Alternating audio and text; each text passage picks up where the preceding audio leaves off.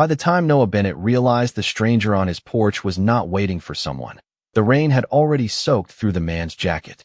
Noah stood at the bottom of the steps with 2 grocery bags cutting into his fingers, watching him sit beneath the narrow awning like he was trying to take up as little space as possible.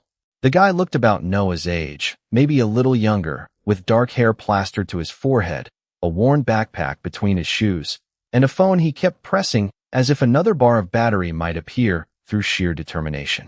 Noah considered going inside. He had an audiobook edit due in 3 days, cold groceries in his hands, and a long-standing personal policy against inviting complications into his home. Then the stranger looked up. "Sorry," he said. "Do you know anywhere around here that stays open all night?" Noah glanced at the rain sliding off the porch roof. "Coffee shop. Anything with a roof." That made Noah stop. 10 minutes later, after learning the man's name was Ethan Cole, that his short-term rental had been double-booked during a packed convention weekend, and that every nearby hotel wanted more money than Ethan could reasonably spend before starting a new job on Monday, Noah heard himself say the sentence he would replay many times later. "You can stay here tonight." Ethan blinked. "Seriously? One night?" "One night." Ethan agreed quickly, standing so fast he nearly left his backpack behind. Inside, Noah handed him a towel and immediately regretted everything when Ethan looked around the living room and said, "You have very straight books." Noah stared at him. "What does that mean?" "They are all lined up like they are waiting for inspection. Books are supposed to line up." Ethan smiled into the towel. "Good to know." Noah's duplex was small but carefully ordered, with recording equipment occupying half the dining room and exactly 3 mugs arranged above the coffee maker. He took down the least attractive one, a chipped blue ceramic mug that read Portland, probably raining. "Guest mug," he said. Ethan turned it in his hands. "You have a designated ugly mug for strangers?" "I did not have strangers until 10 minutes ago." Ethan laughed, and against Noah's better judgment, Noah almost did too. Dinner was leftover pasta. Ethan ate cereal afterward because he was still hungry, using a mixing bowl because he could not find the cereal bowls. Noah watched him from the doorway. "There are bowls in the cabinet." Ethan looked down. "This is a bowl. That is for bread dough. Tonight it has range." Noah went upstairs before the conversation could become a debate. In the morning, he came down to find Ethan already dressed, backpack zipped, blue mug beside his phone. "I am out of your hair in 10 minutes, Ethan said. Then his phone buzzed. He read the message once, then again, and the easy expression slipped from his face. Noah knew before he asked. "What?" Ethan looked up with visible reluctance. "The replacement rental is not ready tonight after all." He hesitated, clearly hating the next part. "They said maybe tomorrow." Noah folded his arms. "No," Ethan nodded at once. "Fair." He reached for his backpack. Noah watched him do it, and for reasons he did not yet understand, the word felt much less final than he wanted it to. "I said fair," Ethan repeated, already slipping one arm through his backpack strap. Noah looked at the rain hammering the front windows, then at the backpack, then at Ethan's damp shoes waiting by the door. "I heard you." "Good. I just wanted to make sure the very clear rejection was properly received." Noah exhaled through his nose. "You can stay one more night." Ethan stopped. "That was fast. Do not make me reconsider." "I would never." He smiled. "One more night." Noah pointed at him. "Do not make that a thing." By breakfast, Noah had created rules. No shoes upstairs. No phone calls after 11 at night. No touching the recording equipment. No food near the computer. And, after Ethan somehow burned 2 slices of toast badly enough to set off the smoke detector, no cooking. Ethan stood at the refrigerator with a pen and wrote each rule on the small magnetic notepad Noah kept for groceries. Underneath them, he added, "Rule number 5. Noah Bennett must occasionally experience joy." Noah crossed it out. Ethan rewrote it lower on the page. Over the next few days, the apartment developed a rhythm neither man had planned. Noah worked long hours at his dining room setup, cleaning breaths, fixing background hiss, and removing mouth clicks from a historical romance audiobook narrated by a man who pronounced every declaration of love as if announcing a military invasion. Ethan came home from orientation at the rehabilitation clinic around 6, dropped his keys in the same ceramic dish by the door, and usually asked, "How many fictional dukes have suffered today?" On Wednesday, Noah slid off one headphone. 3 dukes. One Viscount. A stable boy is having a difficult chapter. Ethan nodded solemnly. Thoughts and prayers. Noah tried not to laugh and failed.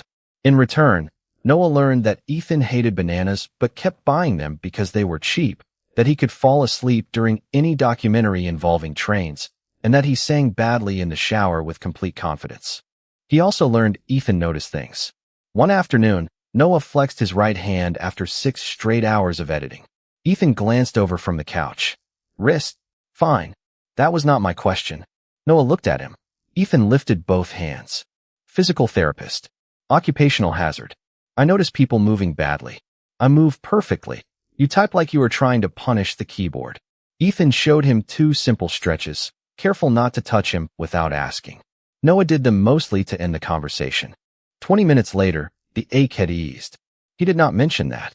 The following night, Ethan came home late and stood in the kitchen staring into the refrigerator with the empty expression of a man too tired to make decisions.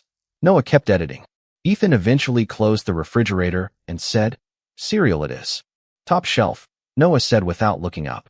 Ethan opened it again. Half of Noah's pasta sat covered on a plate. "Is that yours?" It was. Ethan looked toward the dining room. "You saving my life, Bennett?" "I made too much." "Of course you did." Neither said anything else. On Friday, Ethan came through the door holding up his phone. "Good news." Noah turned from his computer. "You finally learned how to use a toaster?" "Better. I found a sublet." He showed Noah the listing. "Small room. Reasonable rent. Move-in Saturday." "Looks good," Noah said. "Yeah." Ethan glanced around the apartment, then toward the refrigerator rules, where number 5 had somehow survived another crossing out attempt. "So tomorrow, I stop destroying your domestic peace." Noah nodded. "Excellent." He meant it. At least, that was what he told himself until he noticed how quiet the apartment already seemed. Saturday morning, Ethan was packed before Noah finished his first cup of coffee. The blanket was folded into a neat square on the couch. The borrowed towel hung in the bathroom, and even the blue mug had been washed and returned to the cabinet. "You know most guests leave some evidence behind," Noah said. Ethan zipped his backpack. "I burned your toast. That is my legacy." His phone buzzed before Noah could answer. Ethan read the message, and his shoulders dropped. "You have got to be kidding me." Noah waited. "The landlord says the building failed a plumbing inspection. They cannot let anyone move in until it is fixed." "How long?" "No idea." Ethan rubbed a hand over his face. "It is fine. I will figure something out." He pulled on his jacket and lifted the backpack. Noah frowned. "Where are you going?" "Clinic parking lot has cameras." It took Noah a second. "You are sleeping in your car?" "It reclines." "That is not an argument." "It is technically a feature." Ethan smiled, but there was embarrassment underneath it. He did not ask for the couch. Somehow that made Noah's answer easier. "The couch is not going anywhere." Ethan went still. "Noah." "Until Monday." "One more night." Noah gave him a flat look. "Until Monday." By Monday, the plumber still had not finished. Instead of pretending the arrangement remained a favor, Ethan transferred Noah money for groceries and a reasonable share of utilities. Noah protested exactly once. Ethan pointed toward refrigerator rule number 5. "This is me experiencing the joy of paying my own way." Noah accepted. Thursday arrived without either of them announcing that Monday had passed. The apartment changed in small ways. Ethan tightened the loose kitchen drawer that Noah had been lifting at an angle for nearly a year. Noah helped Ethan practice a presentation on mobility goals for new patients, stopping him every time he used medical language no normal person would understand. "Functional ambulation," Noah repeated. "You cannot say walking?" "I can." "Then say walking." Ethan stared at his notes. "You are ruthless." "I edit people for a living." "You edit audiobooks." "Exactly. Fictional people complain less." That evening, Ethan appeared in the hallway wearing a clean button-down shirt instead of clinic clothes. Noah looked up from his laptop. "You have somewhere to be?" "A date." The word landed strangely. Noah returned his eyes to the screen. "Congratulations on participating in society." "Thank you. I have been training for years." Ethan paused near the door. "Does this shirt make me look like I sell expensive kitchen countertops?" Noah looked again despite himself. "A little." Ethan immediately unbuttoned the collar. "Better. Now you sell affordable countertops." Ethan laughed and left. Noah worked for 23 minutes before realizing He had replayed the same paragraph 4 times. He blamed the narrator. Ethan returned before 10, carrying a paper bag of fries. That was quick, Noah said. He was nice. We had nothing to talk about. Ethan held out the bag. Peace offering for judging my shirt. Noah took a fry. I was right about the shirt. You usually are. It is exhausting. They ended up eating fries at the kitchen counter while Ethan described a painfully long conversation about boutique fitness studios. Noah found himself laughing harder than the story deserved. Later, after Ethan went upstairs, Noah carried their dishes to the sink. His favorite gray mug and Ethan's blue Portland, probably reigning mugs sat side by side in the drying rack. Noah reached to put them away, then stopped. For no sensible reason, he left them exactly where they were. By the 3rd week, Noah had stopped noticing the extra pair of shoes by the door. He noticed other things instead. Ethan replacing the toilet paper roll before it was empty. Ethan leaving exactly enough coffee in the pot for one more cup. Ethan coming home at 6:15, dropping his keys into the ceramic dish, and asking how many fictional aristocrats had suffered that day. Usually, Noah had an answer. On Tuesday, he did not. His audiobook project was falling behind. A late batch of corrected recordings had arrived that morning, followed by an email asking whether he could still meet the original deadline. Noah had been at his computer for almost 9 hours when Ethan walked in. You eat lunch? Yes. Ethan looked at the untouched sandwich beside Noah's keyboard. Was lunch emotionally difficult? Noah kept clicking through the waveform. Busy day. Ethan did not argue. 10 minutes later, he set a glass of water beside the computer, safely beyond the equipment, then disappeared upstairs. The next day, he came home with groceries and made sandwiches before Noah could object. On Thursday, he convinced Noah to walk around the block for 20 minutes by calling it mandatory maintenance for your increasingly questionable spine. Noah complained for the first 5 minutes and secretly enjoyed the remaining 15. By Friday, though, Ethan had started anticipating needs Noah had never asked him to manage. Noah came downstairs after a client call and stopped cold. His desk had been shifted several inches from the window. The keyboard was centered differently. A stack of reference notes had moved to the opposite side. What happened here? Ethan looked up from the floor, where he was adjusting a cable. Your setup was twisting your shoulder. I moved the desk so you can sit straight. You moved my desk? Only a few inches. And my notes. Ethan's expression changed. I thought it would help. Then ask. The words came sharper than Noah intended. You do not get to reorganize my workspace because you decided you know what I need. Ethan stood slowly. Okay. You keep doing things around here like you have to make yourself indispensable. Ethan stared at him. And you keep accepting help until admitting you needed it makes you uncomfortable. Silence settled between them. Noah felt the accuracy of it and hated that more than the accusation. It is my home, he said. I know. Ethan's voice was quiet now. That is why I should have asked. He went upstairs. That night, the apartment sounded wrong. No terrible shower singing. No commentary from the couch. Noah found Ethan asleep there later, facing the wall, although Noah had told him days ago he could use the small spare room upstairs. The next morning, Ethan's backpack sat packed beside the couch. His blue mug was washed upside down on a towel. Noah stood looking at it for a long moment. I was unfair, he said when Ethan entered the kitchen. Ethan leaned against the doorway. Noah continued, you should not have moved my things. But I should have told you that without making it sound like everything you do here is a problem. Ethan nodded. I am sorry too. I should have asked. Noah picked up the refrigerator notepad and wrote beneath the old rules. Ask before helping. Ethan took the pen and added, answer honestly when asked. That sounds dangerous, Noah said. Terrifying. Ethan unpacked his backpack. Neither of them called it reconciliation, but that evening Ethan asked before making coffee. Noah admitted he wanted some, and when Ethan handed him the blue mug by mistake, Noah drank from it anyway. A few days later, Noah glanced at the calendar and realized something neither of them had mentioned yet. Saturday would make exactly 1 month since Ethan had appeared on his porch. Saturday morning, Noah woke to the smell of something suspiciously sweet and the unmistakable sound of Ethan swearing at a frying pan.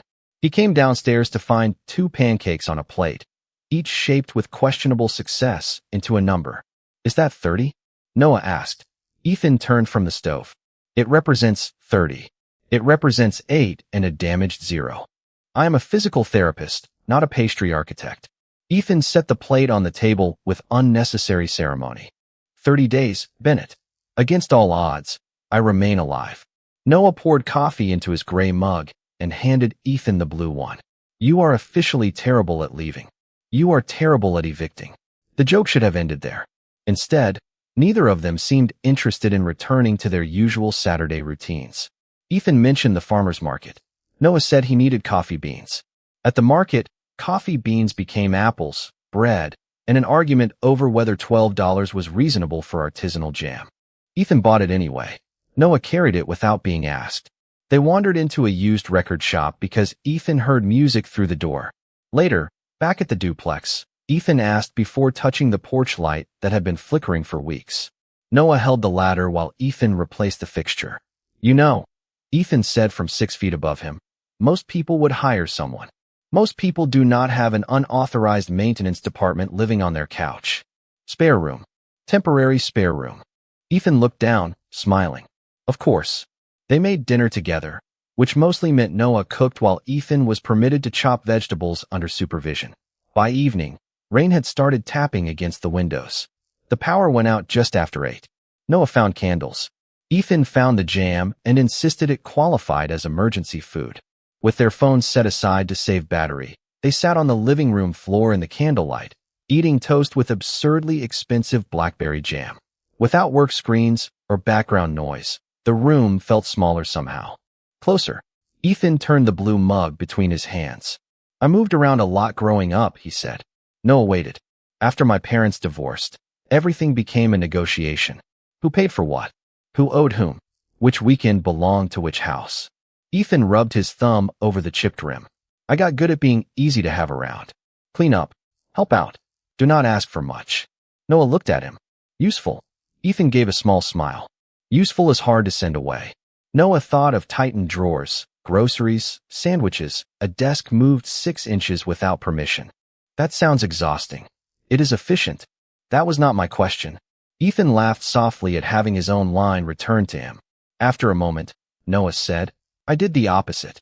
He watched the candle flame bend. My last relationship lasted 4 years. Nothing terrible happened. No cheating. No dramatic ending.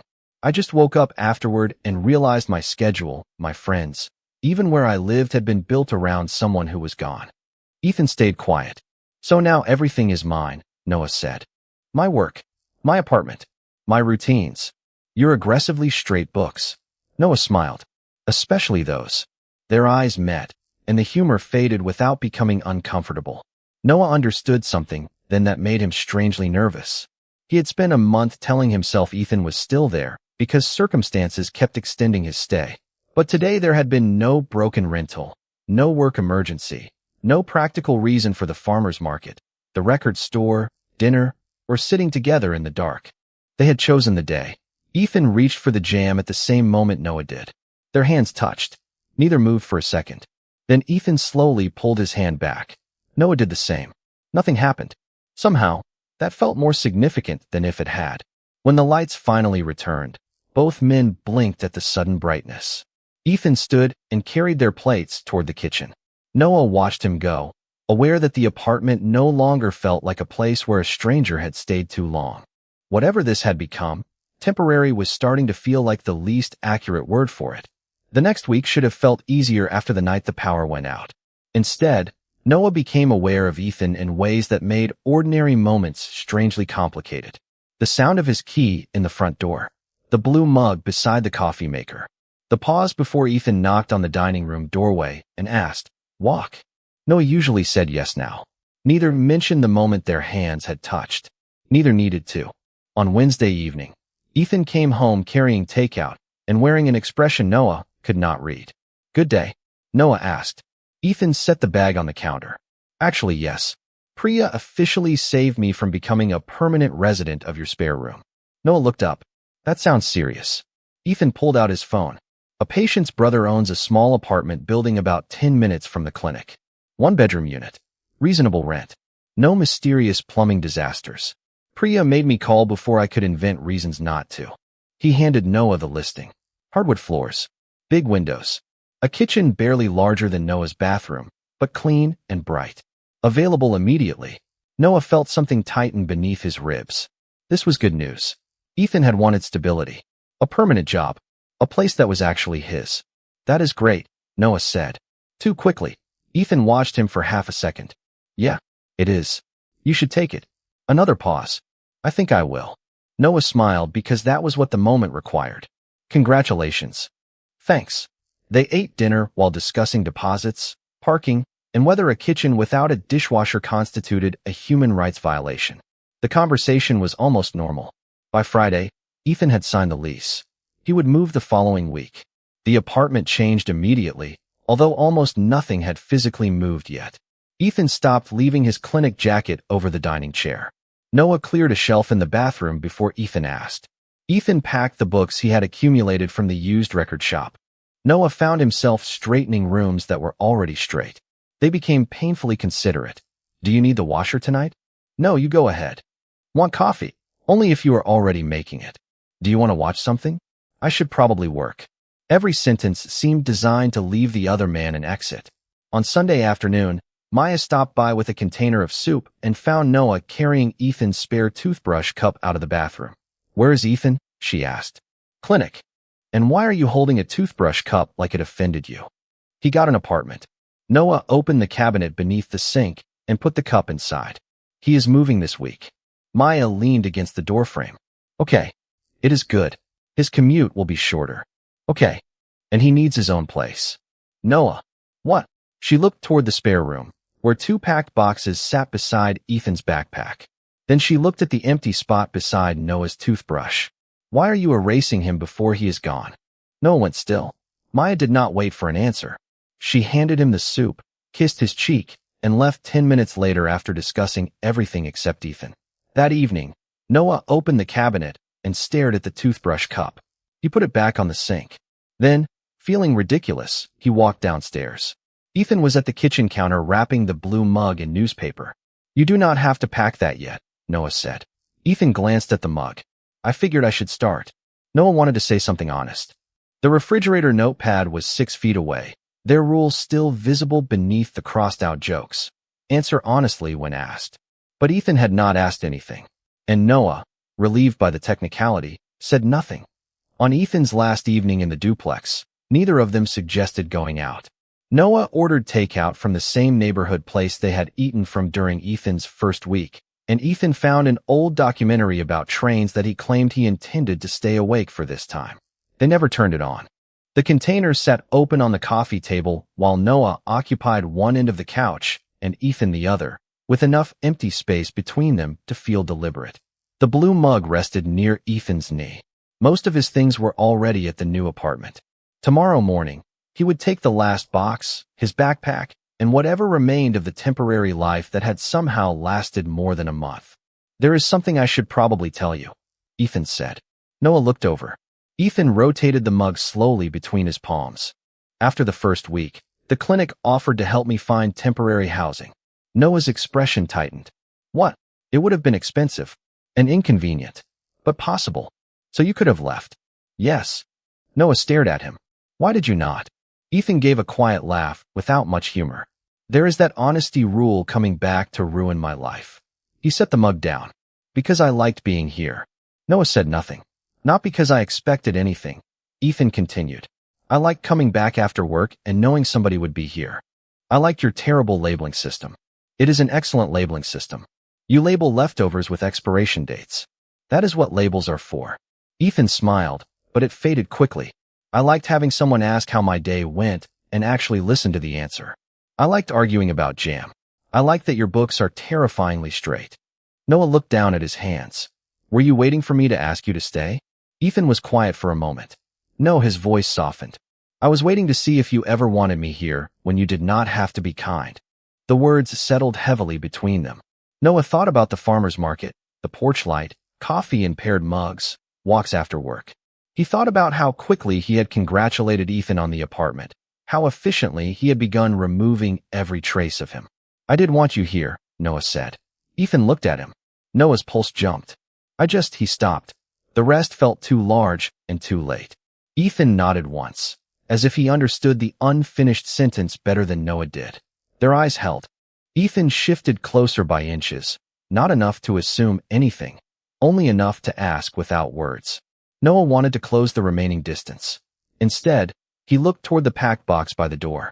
Kissing Ethan tonight would be easy. Tomorrow Ethan would still leave, and Noah could tell himself whatever happened had belonged to another temporary arrangement. He could not do that to either of them. Noah leaned back slightly. Ethan noticed. Hurt flickered across his face, but he did not turn it into anger. "Okay," he said quietly. "I am sorry. Do not be." Ethan stood and picked up the blue mug. At the door, backpack over one shoulder, he looked back at the living room. "Guess this is it." Noah managed a small smile.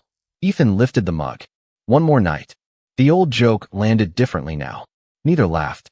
Noah opened the door. "Good night, Ethan." Ethan held his gaze for 1 second longer.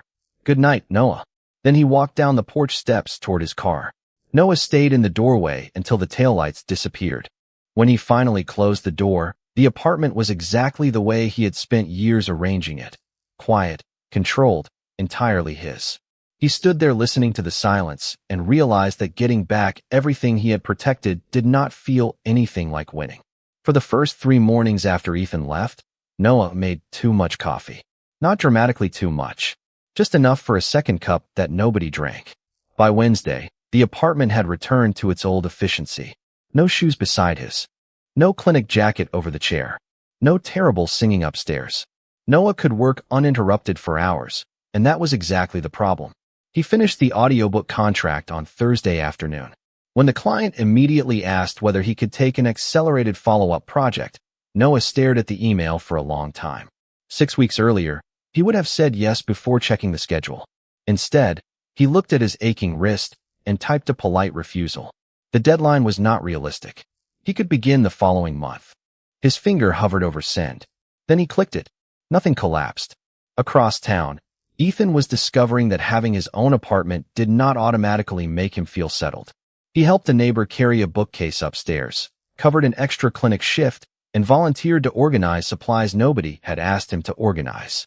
On Friday, Priya found him alphabetizing resistance bands during lunch. "You know they let you work here even when you are not actively proving your usefulness," she said. Ethan looked at the bands. They were chaotic. "They are rubber bands." He laughed, then stopped. Priya returned to her lunch without pressing him. Ethan slowly put the labels away. That afternoon, when another therapist asked whether he could cover Sunday, Ethan heard himself say, "I cannot this weekend." He had no plans. That was the point. Back at the duplex, Noah opened the refrigerator and noticed the magnetic notepad still hanging there. Most of Ethan's additions had been crossed out, rewritten, or surrounded by sarcastic comments. Rule number 5 remained at the bottom. Noah Bennett must occasionally experience joy. Noah smiled despite himself. He reached automatically for the cabinet where the blue mug used to sit and found empty space. Ethan had taken it. For some reason, that made Noah laugh out loud. He sat at the kitchen table with his phone and opened their message thread. There had been practical texts since the move. A photo of mail Ethan had forgotten. A question about a phone charger. Ethan sending a picture of his new kitchen with the caption, "No dishwasher. Tell my family I fought bravely." Noah had answered with a thumbs up. He hated that answer now. He typed, deleted, typed again. The version of him from a month ago would have waited until Ethan created a reason to talk. He would have called that restraint. Noah finally understood it was fear wearing good manners. He wrote, "Can I come over? I need to answer something honestly." His thumb rested above send. Then he pressed it. The reply came several minutes later. "Yes, 7 works." Noah stood, suddenly nervous enough to reorganize the entire kitchen. Instead, he left it alone. At 6:45, he put on his jacket and walked toward the door. His hand brushed the refrigerator notepad as he passed. Across town, Ethan read Noah's message again while standing in his half-unpacked living room. His first instinct was to clean everything, order dinner, make the place impressive, make himself easy to visit. He looked at the unopened boxes and deliberately left them where they were. At 7 exactly, someone knocked. Ethan opened the door.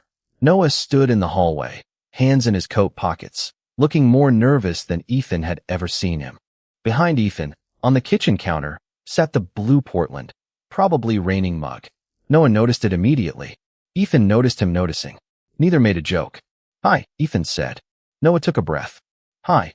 Ethan stepped aside, leaving the doorway open. This time, Noah was the stranger asking to be let in. Ethan stepped aside, and Noah entered an apartment that looked unmistakably unfinished. 2 boxes were stacked beside the couch. A lamp sat on the floor because Ethan had not bought a side table yet.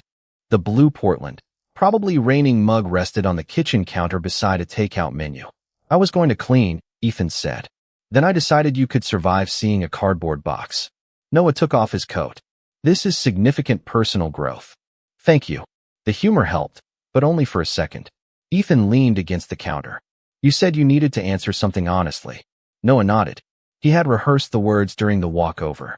None survived now. I do not want you to move back because your apartment is inconvenient. Ethan waited. I do not want you there because my place is quiet, either. And I am not going to ask you to stay forever because I finally admitted I miss you. Noah looked directly at him. I want to date you.